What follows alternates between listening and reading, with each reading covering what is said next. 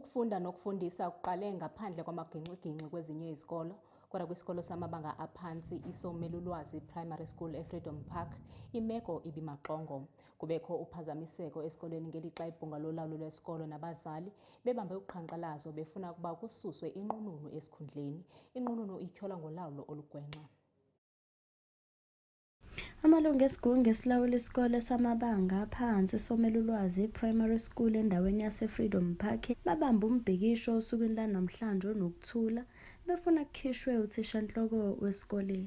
Okhulumela isigungu esilawula isikole unkosikazi uThabitha Mohlala ukhala ngokuthi kade babekhala ngengqalasizinda yesikole benganakwa umuntu. Mina 3 months ngiku-SGB but beside the 3 months bengihlala ngiyazi ukuthi vele isikolo sine problem because sinokuthi sibe nama meetings la kune iminyango othisha bathisha iminyango engekho ama window aphukile into ezenjalo.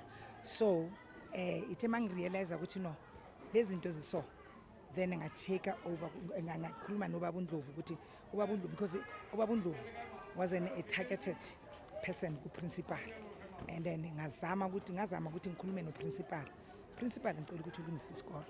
Principal kokuqala before ulungisa isikolo akodedele iSGB yenza umsebenzi wayo because ngizwile mawutshela ama parents ukuthi iSGB uyinikeza itask ayenzanga umsebenzi wayo.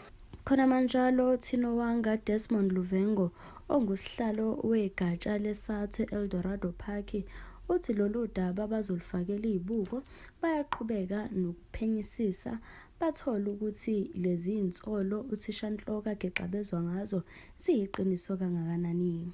We understand that the principal is an employee of the department and no one can take any action against that except the parents. But it is what the worrying factor is that if it is true what the parents are saying, that they reported the matter to the district director and they reported to the province, we're finding out as a worrisome factor because really, if it is true that there's allegations, why the department is sitting on top of this issue, where the parents are saying that there is a mismanagement of funds. Because if that is true, it means that learners have to suffer. And the worst part of it, our members cannot have resources if the parents, what they're claiming is true, because the parents are claiming that there's nothing. And we are worrying now, from now until April, where the school will be getting funds, how the school will be operating from now. Kanti bazali amalungu esigungu esilawula isikole bakhala ngokuthi uthango olunezimbobo ukuphepha kwabafundi kusengcupheni ugesi awukho namanzi awekho. Amalungu eSGB abesenxusa uthishanhloko ukuba nakekele isikole azwakalise izikhalazo zabo.